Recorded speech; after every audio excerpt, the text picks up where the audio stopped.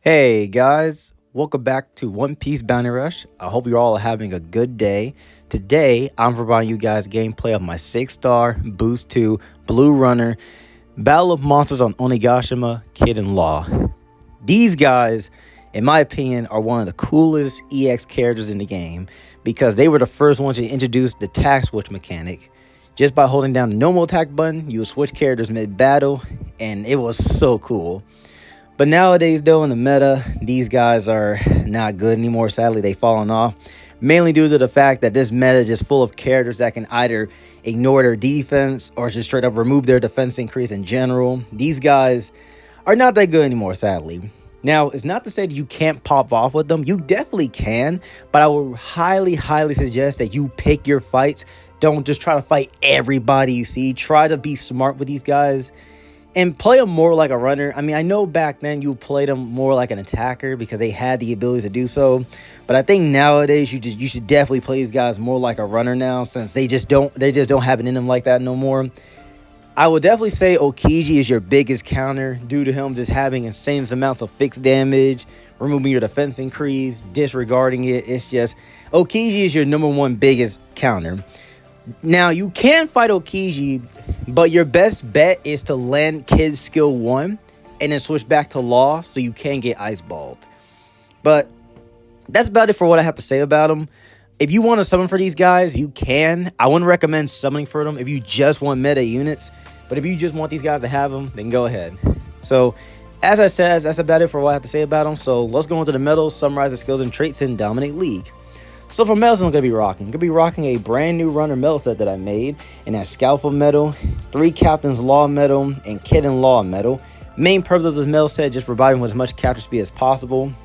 For stats, I would definitely say focus on HP and attack. Because, again, everybody's ignoring their defense, so do not run defense. Character boost is fully boost 2 as per usual.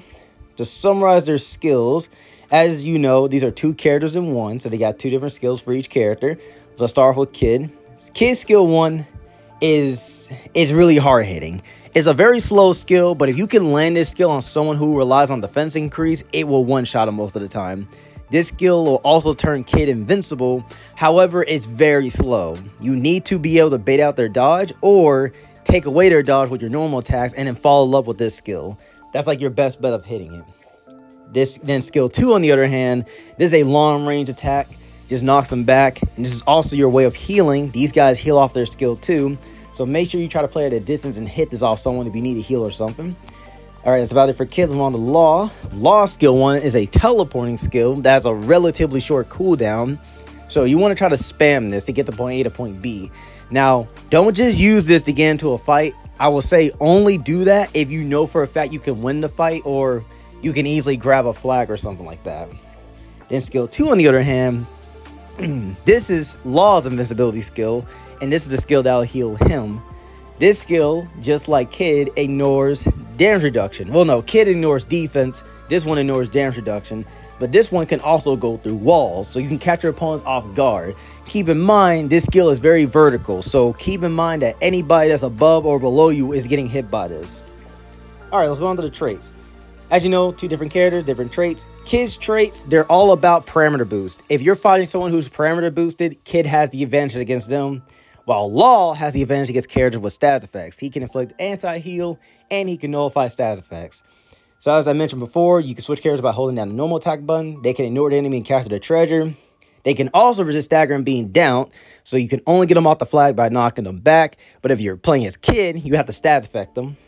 They can stack their defense just by hitting people, and you heal off your skill 2, as I mentioned earlier. And that's about it. That's like the main noteworthy one. So, as I said, Kid and Law, these guys are fun, but they're just not meta. They need a buff. Well, no, I don't think they need a buff. I think you just got to play them a bit more smart now. You got to be careful about Okiji, and I'm sure you'll probably do fine with them, probably. But yeah, let's go into the support now, shall we? Oh, this is the wrong screen. I am rocking 161% support with the Attacker, Straw Hat, Paramecia, Captain New World, Worst Generation tags. I hope you all enjoyed the video. If you do, make sure you smash the like button, subscribe, and turn on post notifications. And I'll, of course, see you guys next video, alright? Peace out, everybody.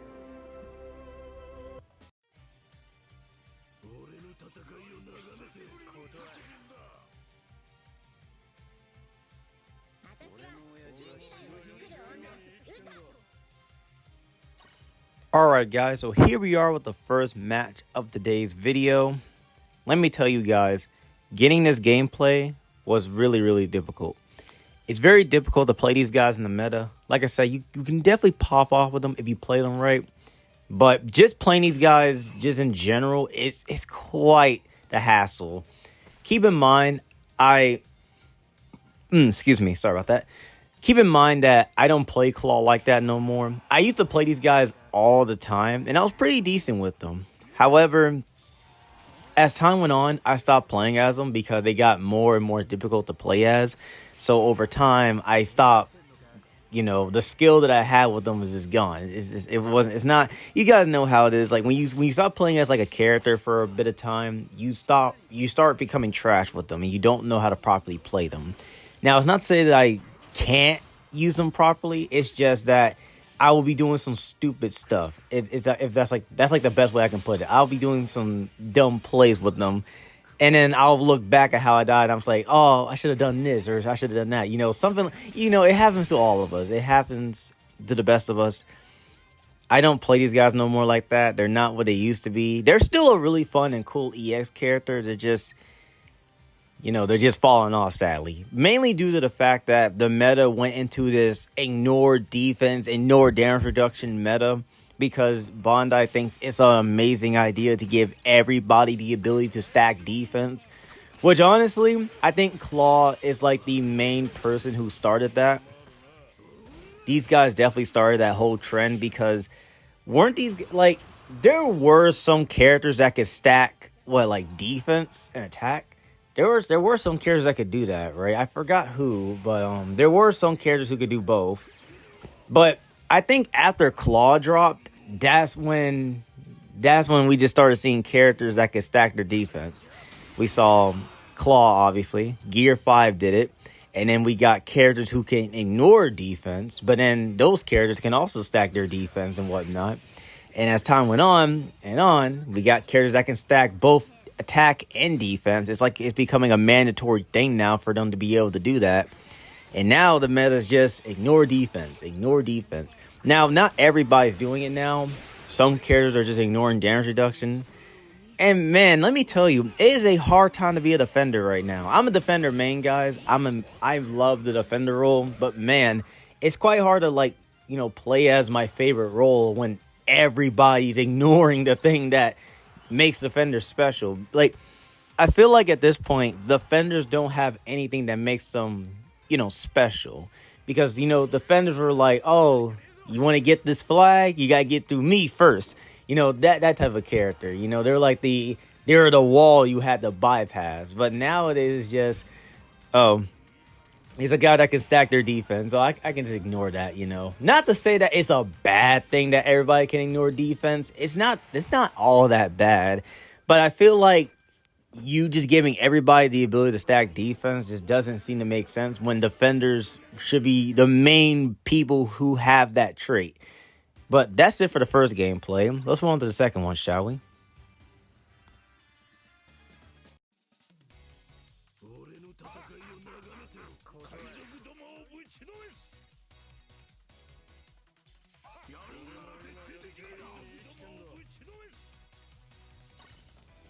Alright everyone, so here we are with the second match of today's video.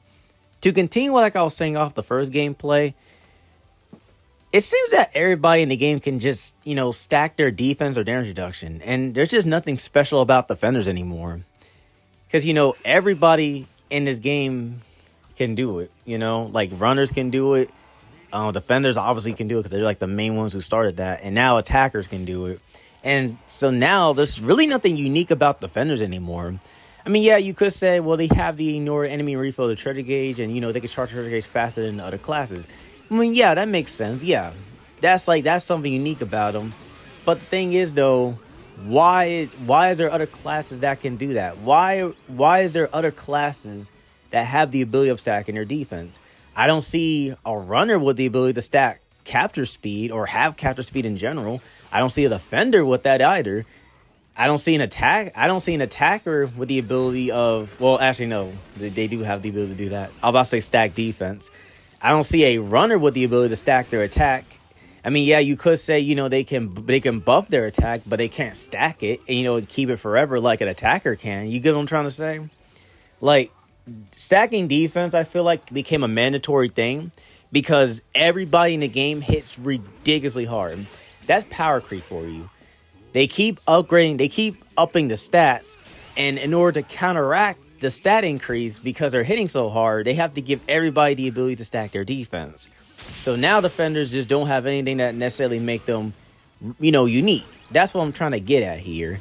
I'm not saying it's like a 100% bad thing, but I feel like, we're never going to get out of this meta of, oh, I can ignore your defense, or, oh, I can ignore your damage reduction. Like, we're never going to get out of this meta because we're just stuck here because everybody hits too hard. So now we have to be able to ignore defense or ignore damage reduction. Like, no amount of HP you have is going to be able to tank these hits, especially against characters like Okiji, who just has ridiculous amounts of fixed damage. Like, brother, his teleporting skill takes away, 80% of your HP just from it hitting you? Like, that's ridiculous.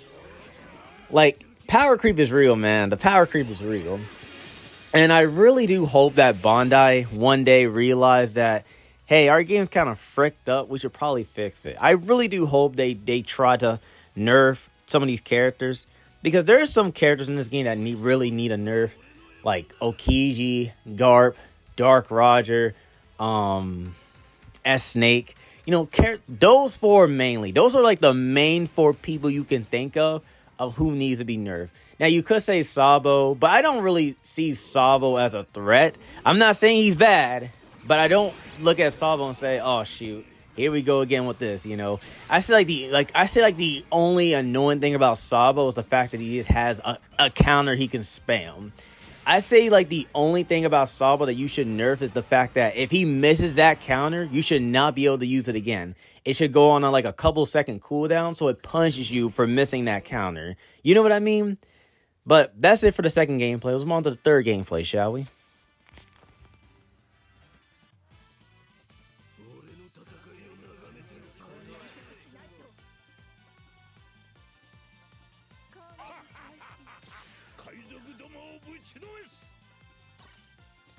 Alright, everybody, so here we are with the third match of today's video. So yeah, that's all I'm trying to say. I think that some characters should be nerfed and whatnot, and yeah, hopefully Bandai, take the initiative to fix their game. That's all I'm trying to say. So, back to what I was trying to say in the first gameplay. Getting this gameplay for Claw was quite difficult, but it wasn't the worst thing in the world. I had fun using this character because, like I said, this is, in my opinion, this is the coolest EX character in the game. Now, you could say I'm biased because Law's in there, and you be right, I am kind of biased, but you can't lie that the tag switch mechanic is a cool mechanic, man. I'm really, really, really hoping we get more units who could do this, man. Like, this is such a cool mechanic. Just switching characters mid-battle, and then their skills change. They have, they have their own unique traits and stuff like that. That's so sick, man. They need to capitalize on this gimmick, man. Because right now, we only have two characters who can do it. We have the blue runner, Claw, who I'm playing as right now, and we have the red attacker, Yace. That's it. We don't have anyone else who can do it. So, hopefully in the future, we can get more tag switch characters.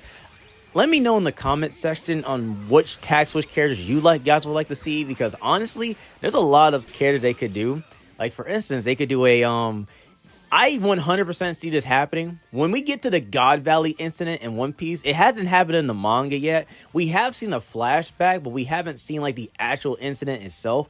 I feel like when we see it animated, I think we'll definitely get a tag switch Garp and Roger. I can 100% see that happening. Calling it now, Garp and Roger tag switch character, I definitely see it happening. But until that gets to the manga and anime, it's not going to happen right now. But in the future, though, mark my words, it will happen in the future. Who knows how long it will take, though. But yeah, hopefully they do add more tag switch characters, because this is such a cool mechanic, man. It shouldn't just go to waste to die forever, you know what I mean? So, yeah. Okiji right now in the meta, oh man, this guy was giving me a run for my money. But luckily, though, like I said, you want to just kind of play smart with these guys. Whenever I got Okiji down to 1 HP, I immediately start running away because, you know, he has his 1 HP trait. You know, it activates so he can't die. Just run away so he can't hit. What I'm about to say heal. I'm about to say just run away so he can't hit you so he can heal. I say is like do like a long range attack or teleport towards him and get that one hit you need to kill him. Simple as that.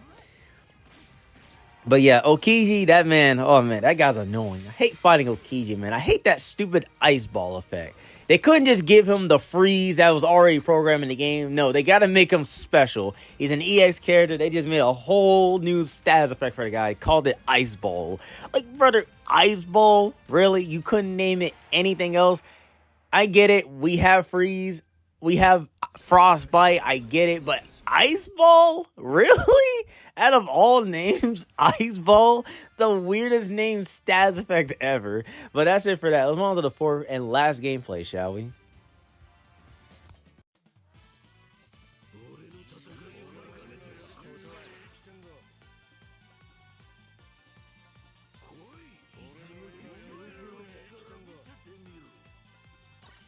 Alright everybody, so here we are, the fourth and last match of today's video.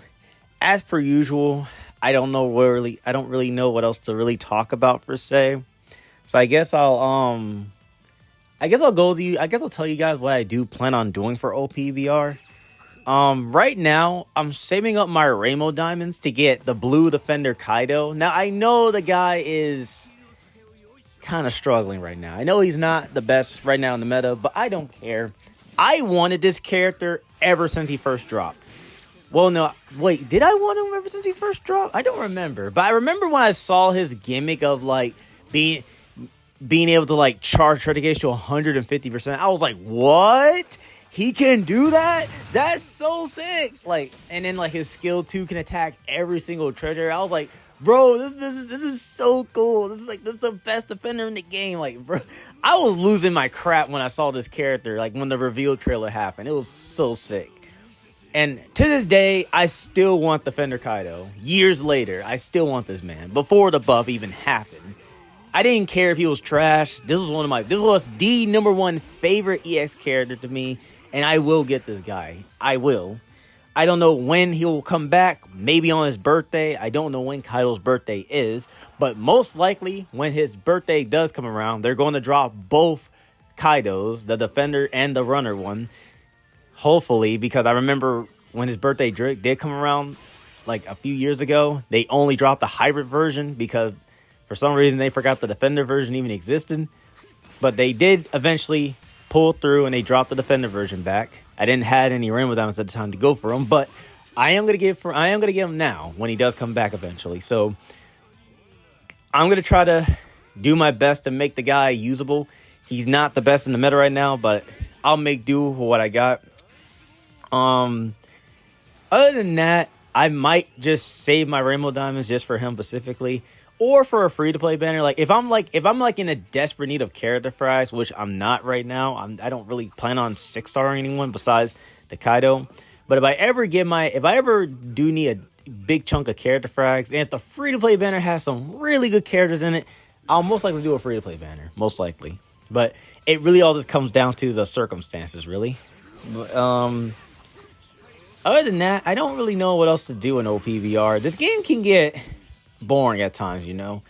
I'm not saying this game is bad or boring. The game's not boring. The game's very addicting, but it's just in the hands of a bad company. And it's kind of, it can get kind of boring. You know what I mean? Playing the same thing over and over. I think the main contribution to that is the fact that you see the same, 10 characters. Brother, remember that ad that says over 200 playable characters? Yeah, right, bro.